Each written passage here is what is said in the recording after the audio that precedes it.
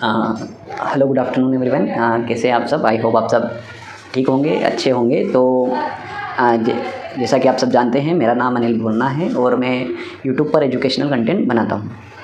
तो जैसा कि आप सब जानते हैं, आज लगभग सितंबर महीना स्टार्ट हो चुका है और जो क्वार्टरली एग्ज़ाम है वो भी पास आ चुकी है। तो इसी बीच मैंने सोचा कि क्यों ना जो साइंस का कंटेंट है अपना क्लास 8th के लिए, उसको थोड़ा बच्चों को बताया जाए।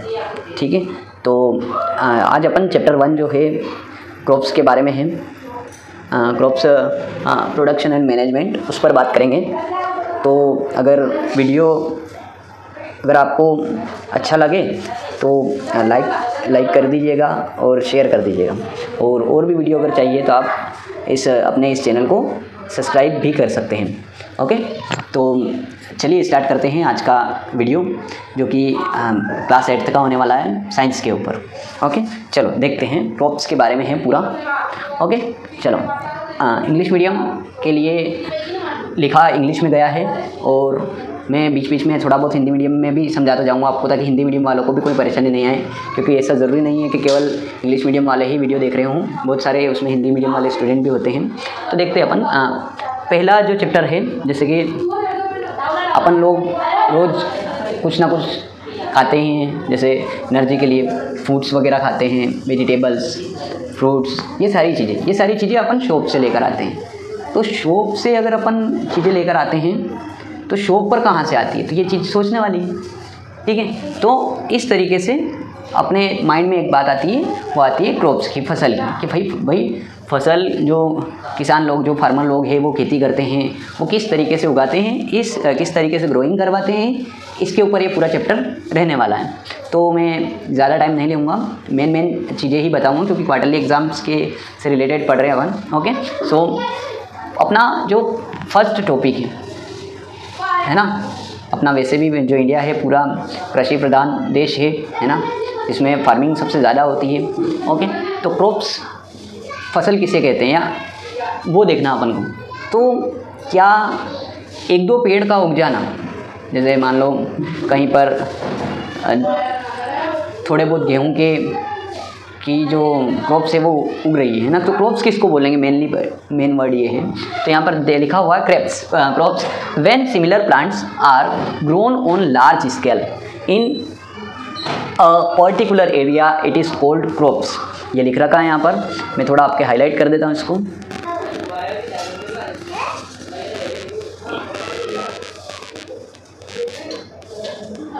ये लिख रखा है ना, क्रॉप्स के बारे में लिख रखा है, when similar plants are grown on a large scale in a particular area. मतलब फसल के बारे में बताया गया है जहाँ पर एक बहुत बड़े एरिया में, है ना, बड़े क्षेत्र में जब आपके ज़्यादा संख्या में एक जैसे पेड़ पौधे या एक जैसे प्लांट्स ग्रो करवाए जाते हैं, उगाए जाते हैं, तो उसको अपन क्या बोल रहे हैं, क्रॉप्स बोल रहे हैं। क्या बोल रहे हैं? क्रॉप्स बोल रहे हैं। अब यहाँ पर नेक्स्ट जो टॉपिक बता रखा है, अब जब बात क्रॉप की हो रही है, तो क्रॉप अपने यहाँ पर मेनली इंडिया में दो टाइप से क्रॉप्स ग्रो करवाई जाती हैं। ग्रोइंग दो टाइप से होती है। पहली होती है, सभी को पता है, खरीफ क्रॉप्स और रबी क्रॉप्स। हिंदी में बोले तो खरीफ की फसलें और रबी की फसलें। तो खरीफ क्रॉप्स और रबी की क्रॉप्स, है ना, मेनली अभी जो सीज़न चल रहा है वो मानसून सीज़न चल रहा है ना। और अभी जो फसलें हैं, बहुत सारे लोग बोलते हैं भाई सोयाबीन बिगड़ गई, है ना, तो वो वाला सीज़न चल रहा है ना। तो खरीफ की क्रॉप्स में जो उगाई जाती है वो होती है जून जुलाई में। ये अपन इसको सोइंग के लिए देते हैं, जून जुलाई में इसको सोइंग के लिए देते हैं, और अक्टूबर और नवंबर इसमें अपन इसको हार्वेस्ट कर लेते हैं। इसको बोलते हैं खरीफ की क्रॉप्स, जो कि अभी टाइम चल रहा है, अभी सितंबर चल रहा है, मतलब, है ना, महीने या एक या 2 महीने बाद वो जो अपन ने फसल बोई है, खरीफ की क्रॉप्स बोई है, वो अपन वहाँ से क्या कर लेते हैं, हार्वेस्टिंग कर लेते हैं। ठीक है, तो यहाँ पर याद ये रखेंगे कि जून टू अक्टूबर ये पूरी फसल चलती है, जून टू अक्टूबर। ओके, इस फसल में कौन कौन सी आती है? खरीफ की क्रॉप्स में आपके राइस हो गया, मेज हो गया, आपने को पता है भाई, चावल, मक्का और कॉटन, सोयाबीन, ये सभी इसी टाइम में उगाया जाता है, ग्रो करवाया जाता है। ठीक है, इसके बाद रबी की क्रॉप्स, रबी की क्रॉप्स मेनली जब ये फसल कट जाएगी उसके बाद दूसरी वाली फसल अपन ग्रो करवाते हैं, ठीक है। तो उस बीच अपन ना जो टाइम अपन लेंगे वो लेंगे नवंबर से लेंगे, अक्टूबर लिखा है, नवंबर से लेंगे, नवंबर टू मार्च अप्रैल तक, है ना, अक्टूबर नवंबर से मार्च अप्रैल तक, है ना।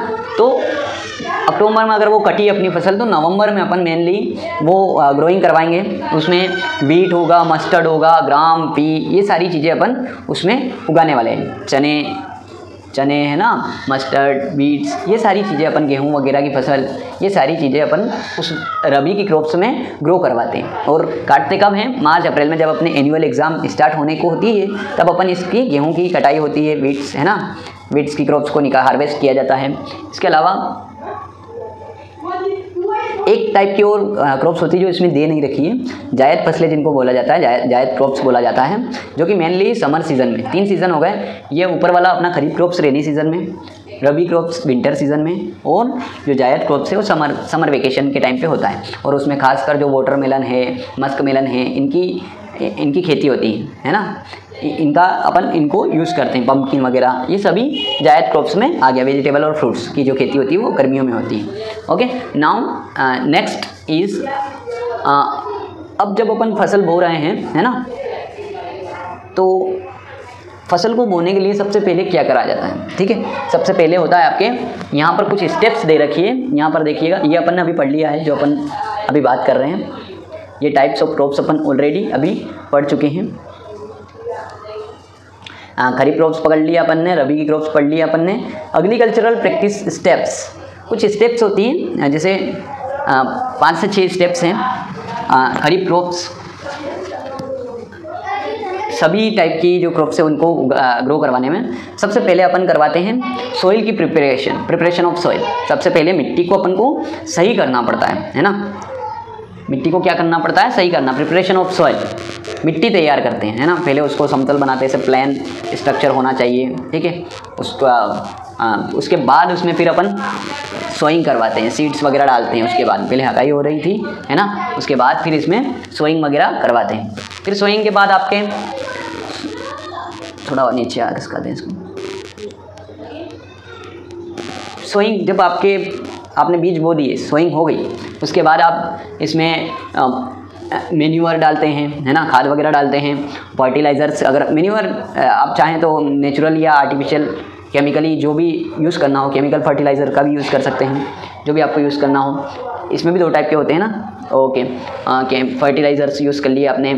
अब नेक्स्ट स्टेप होती है इरिगेशन, जो सिंचाई, पौधों के लिए सबसे ज़्यादा ज़रूरी, फसल के लिए पानी सबसे ज़्यादा ज़रूरी है, तो अपन क्या करवाते हैं? इरिगेशन करवाते हैं, इरिगेशन सिंचाई करते हैं। ये भी दो टाइप से होती है ना, एक या तो नेचुरल आप यूज़ करो, जो पारंपरिक तरीके हैं, नेचुरल जो मेथड्स है वो, या ट्रेडिशनल मेथड्स है वो, या फिर आप चाहे तो मॉडर्न टेक्निक्स यूज़ करो, ड्रिप इरिगेशन वगैरह, है ना। वो क्या होता है अपन डिटेल में बाद में पढ़ेंगे, अभी छोटा ले रहे हैं, ओके। फिर उसके बाद प्रोटेक्शन फ्रॉम वीड्स से प्रोटेक्ट करना, जो अनयूजेबल प्लांट्स उग जाते हैं उनको हटाना वहाँ से, ताकि जब अपन को हार्वेस्टिंग करनी पड़े तब वहाँ पर केवल वही जो अपन ने ग्रो करवाए वही आए, बाकी चीज़ें उसके साथ में ना आए, तो वो प्रोटेक्शन फ्रॉम वीड्स।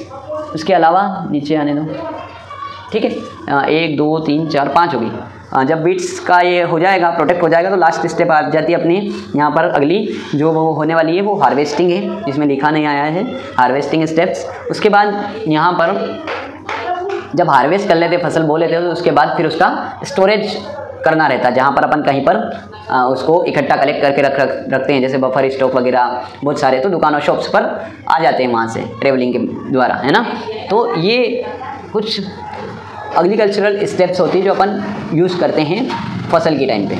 इसमें अपन ऐसा ज़रूरी नहीं है कि केवल फसल ही खाते हैं, अपन एनिमल हस्बेंड्री भी करते हैं, जिसमें वो जैसे मान लो अपन लोग मीट भी खाते हैं, बहुत सारे नहीं खाते हैं, लेकिन इंसान मीट भी खाता है ना, और दूध भी पीता है। तो इसमें जो पशुपालन है, एनिमल हस्बेंड्री है ना, वो मतलब जैसे चिकन वगैरह ये भी खाते हैं बहुत सारे लोग, तो उन चीज़ों को पालना, है ना, एनिमल हस्बेंड्री करना, मतलब गाय भैंस को पालना, ये सारी चीज़ें, है ना, काऊ बफेलो और इनको, तो ये सारी चीज़ें भी होती हैं, ठीक है। तो ये छोटा सा एक्सप्लेनेशन था। अभी इसमें कुछ पॉइंट और बचे हैं, वो अपन नेक्स्ट वीडियो में कवर करेंगे जब भी टाइम मिलेगा। तो जैसा भी आपको ये वीडियो लगा हो, एक बार आप बताइएगा कमेंट करके कि भाई कैसा लगा है वीडियो, और अगर अच्छा लगा हो तो वीडियो को शेयर करिएगा। Thank you so much.